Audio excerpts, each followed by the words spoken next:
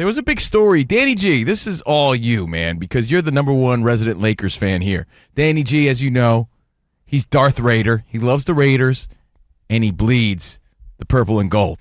Guy loves his Lakers. Story came out that the Golden State Warriors were trying to land LeBron at the trade deadline. And not just the Golden State Warriors so he could play with Draymond Green and Curry.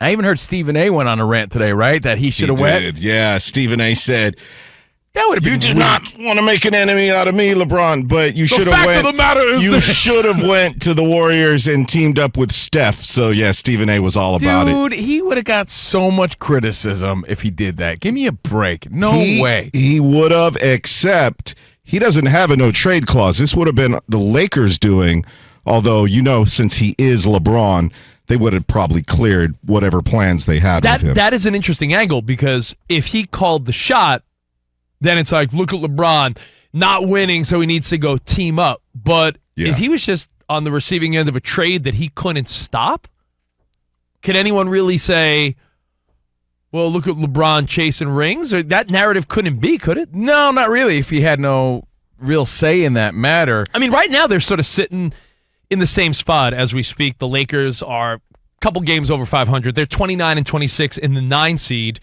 and the Golden State Warriors are 26 and 25 in the 10 seed. So it's not like one team's killing it and the other one's terrible. They're both on that, let's try to sneak into the playoffs, and we got superstars, so let's make a run. Well, if you were surprised to hear he had the no-trade clause, he doesn't have a no-trade clause like I was.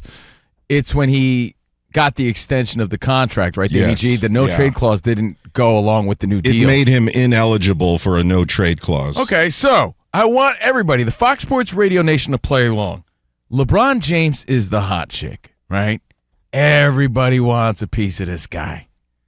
Golden State Warriors trying to go after him, and you find out their other teams were also trying to go after him. I wonder who. Who are these other teams? Any speculation? Yeah, I don't know. And with the Warriors, it was Draymond Green leading the charge. Right. He went to the owner, actually, and was like, let's get LeBron now. There's a team that needs an A-plus level superstar that is so close, but they just don't have that name. And I know he's flirted with the idea before, but what about the Knicks? Dude, who knows I mean, who's but then going after him? To get LeBron, they'd have to give up the pieces that have them in a pretty decent spot now, so I don't know. But that's the scary part of the story again. It's Valentine's Day, papi. So let's talk a little love and how sticky it could get sometimes. And by the way, there was a rumor that the 76ers also reached out to Jeannie Buss. You see that? Ooh. Now, turns out the Lakers shot these offers down, right? But I don't know how quick LeBron was to shoot these ideas down. I mean, he had no say in it, but he could have voiced his opinion. Yeah, like maybe he was interested. I don't know. So it got us thinking. If LeBron is the hot chick in this Valentine situation, what would you do? This is a John Quinones. What would you do? How would you feel? How would you react? Is that show still on? Because I used to love that. It is. What would you do? This is a you make the call way back on a Wednesday. How would you feel if your hot chick, if you found out that other people were after your girl, a la LeBron James? You found out that a stud, like the Golden State Warriors, a stud was after your girl, and other players were after your girl, but she didn't shoot it down. How do you react to that? She didn't shoot it down, but she didn't do anything wrong, and she's still by your side. It's interesting, right? But she didn't shoot it down. If you date an attractive woman, or ladies, you date an attractive man, or hey, if you date men or women, it doesn't matter. If you're with someone that's attractive and successful, you have to assume occasionally some rando will shoot their shot. Yeah, Randall Calrissian's kicking his game on your girl. The question is, I think she has to shoot it down. The question is, do you care? Putting into perspective, LeBron James in this no trade clause scenario, since it is Valentine's Day. Yeah. Do you care if someone goes after your woman and they don't necessarily shut it down? They don't go after it. They don't indulge, but hey, even as a man, they certainly didn't tell the guy, beat it. Beat it. And that's all you want, right? you want your girl or your significant other, if you're a woman, you want them to shut it down immediately. Beat it. Hey, sorry, I'm taken. Beat it. Not interested. Hey, thanks, I'm flattered, but beat it. Right? Thanks, but no thanks. Danny, let me ask you. But because- hold on. all right. Here's why they don't. Okay. Because it's flattering. Yeah, it's true. Right? It doesn't mean you're going to do anything, but it feels good to know that you're desired, you're wanted, someone's got their eye on you, and it's kind of innocent on your part because what are you doing? You're just taking a compliment and you're just taking it all in because someone's blowing up your ego. I'll raise my hand. Guilty. Guilty of, in my life, where a woman has flirted with me. Oh. And I don't necessarily have to say, Juicy. I'm a taken guy. Ah, yes, you do. I don't go there. Oh. But I feel like to be quick to be like, but I'm taken, just seems lame. Yeah, look, I'm not suggesting that anyone has to be overboard. Like, I have stories from back in the day. I remember asking women, hey, can you hand me a napkin? I have a boyfriend. It's like, yo, relax. I asked for a bar napkin. I asked for a napkin. I was trying to get, hey, I was asking you what time it was. I didn't need to know you had a boyfriend. Stop flattering yourself. I'm not interested. Hey, You're not that hot. Hey, my phone died. What time is it? I have a husband. I'm taking you now. I'm not saying you need to snap at somebody, but if someone's kicking it the way the Golden State Warriors were kicking it to the Lakers about LeBron, it needs to be shut down immediately. No, we're not interested. All right, Kavino, let And me the ask same you. thing applies in relationships because I'll tell you why. Here's what happens. Yeah. This actually happened in my presence. I'll give you one story, and we want your phone calls too. And Rich, remember your question. 877-99 on Fox. 877-99 on Fox. Covino and Rich. Rich and I were hosting Maxim Radio back in the day, right? Maxim Magazine. We had a talk show for Maxim Radio on Sirius XM. We were at this really cool, swanky Maxim party. Do you in remember New York City. magazines? Oh, my goodness. You guys remember magazines. Magazines? Remember Sports Illustrated and Maxim? Well, believe it or not, Maxim's still around. Recently, Charlie Arnold, our pal, on the cover, right? Well, we were at this party, and I took my girlfriend along, but keep in mind, I'm interviewing all these Maxim models. I'm doing my job. Hey, it's hard work, but somebody had to do it. Rich and I were broadcasting from this party. We were doing a show. We were doing the red carpet, interviewing people, but all fun. It was all fun. We're drinking and having fun. Some dude keeps relentlessly hitting on my girlfriend at the time, and I'm just sitting there like watching this because I'm working. And I think she was sort of getting off on it's flattering and it's going to make my boyfriend jealous because look at him talking to all these girls. When immediately she should have just shut it down and should have said, yeah, I'm with that dude there. He's working, but that's my boyfriend. And I'm not a jealous guy. I never was. I'm not a blowhard. I'm not a fighter. I'm not any of these things. But it kept happening and kept happening. And throughout the night, at the end of the night, this guy's still hitting on my girlfriend in front of me. You know why? Because she didn't shoot it down immediately when she was supposed to. Yeah. To the point where I'm like, hey, dude, back off. This is my girlfriend, man.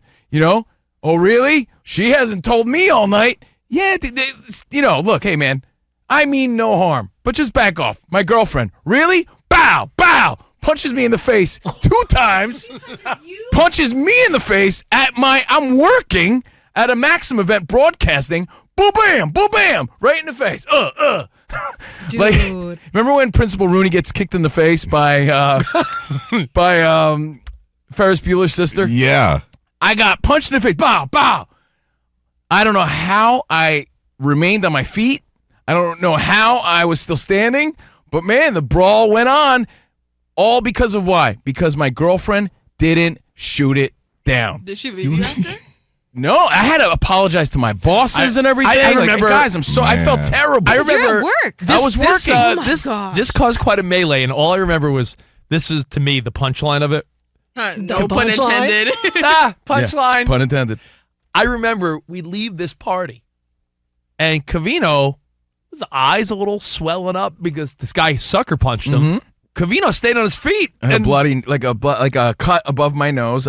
My nose wasn't bleeding. I had a cut. And because this guy attacked Covino, everyone was sort of escorted out of this party.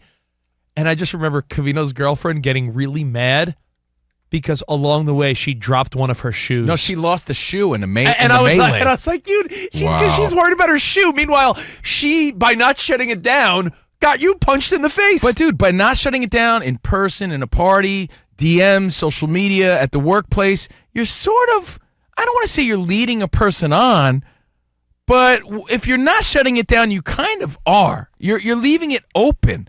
So I think you need to shut it down. Now, men, women, whoever's listening, you need to shut it down playfully. I'm not saying snap at anybody, but you know when that line is crossed. Yeah, you know when someone's fishing to see if you're open to something. You know what's funny, though, Covino? I just saw an Instagram meme about this yesterday, and it was a woman, a beautiful woman sitting on a bench, and she's like, since men don't understand this term I'm taken, she pulled out a sign that was like, I don't do 50-50 to get men to go away, because they just don't understand. You have to be either completely, you have to get them to be unattracted.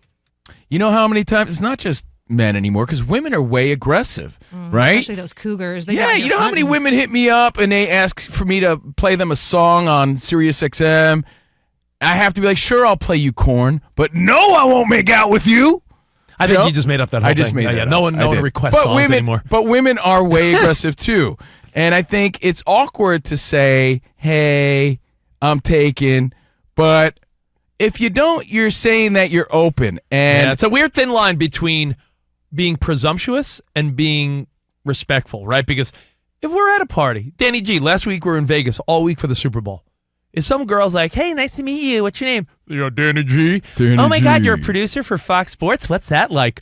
How quick are you going to be like, oh, I got a wife, Brenda. I'm Danny G, Brenda's husband. Nice to meet you. I mean, do you drop that right away? Well, first of all, 99.9% of our listeners, I believe, are male. So chances of a female Fox Sports Radio groupie are slim. But I mean, what if there is? Then, yeah, I mean, you got to be nice and personable, but you don't go there. You don't cross the line. Well, you can just say like, "Oh yeah, my wife loves the show," and then let My them wife. know. No, I mean, you don't even have to do that. You just.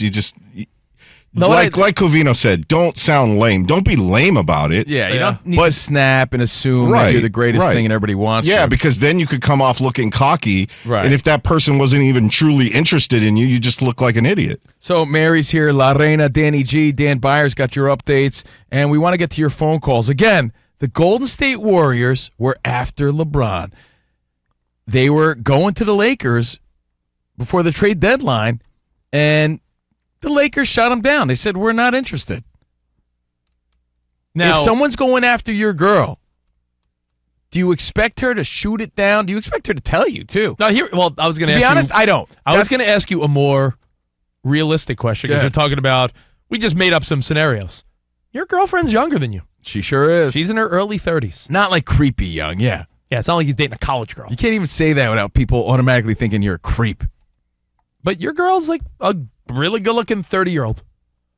He did have to explain Back to the Future to her. I did. I mean, she's 31, but who's counting? Who's Marty McFly? So, if you went into her DMs, because you're not on her social media, that's a young woman's game. Like, there's no, what would you say? No even hint of Steve Covino on his girlfriend's Instagram page, because that's how young girls do, because they do modeling stuff and they do promotional stuff. So you're nowhere there to be found. Unless you're married, you're not supposed to be on that person's page. Yep. Yeah, I don't care. I don't want to be. And that's probably her holdout, too. Until I have a ring, you're not on my page. That's how our generation works, though. That's how our generation works. So it is, right, Mary? I mean, let's be realistic. Yeah. You're nowhere on her page. So you know what? I honestly don't even think about it. That's the truth. That's no, but if she loves you, she's gonna make a highlight. You're gonna have a highlight page on Instagram. I should have a highlight page. Now you should. I should be pinned on her top post. No, she's not proud of you. No. Another girl, another woman might pin me right up top. So hold on now. I ask you this: if you happen to mosey into your girlfriend's DMs, which I never would, which you wouldn't, hypothetically, but if there were like Studley, LA, eye-rolly guys out here like, yo, Jordan, I would love to take you out. If in the dialogue she's like, if she says, yeah, no, I'm busy, instead of, I have a boyfriend, are you mad at that? Based on everything we're discussing, yes. You got to shoot it down with the truth. I think. Let me take you out. We're gonna Nobu Friday night. No, because it's process of elimination. Okay. It's like, well, why didn't you just say, you had a boyfriend. You chose to say something else, and that was you were busy. To leave that door open because you like the flattering compliments. You like the people fawning over you. And your hypothetical is reality. If you date an attractive person, you have to assume that there are dudes diving head first, like Pete Rose on a Valentine's Day. Pete Rose Rose. diving headfirst into their DMs. I don't have to assume or think or wonder that there's dudes with ripple pecs in my girlfriend's DMs. I know there is. I just have to have faith and confidence in that she's shooting them down.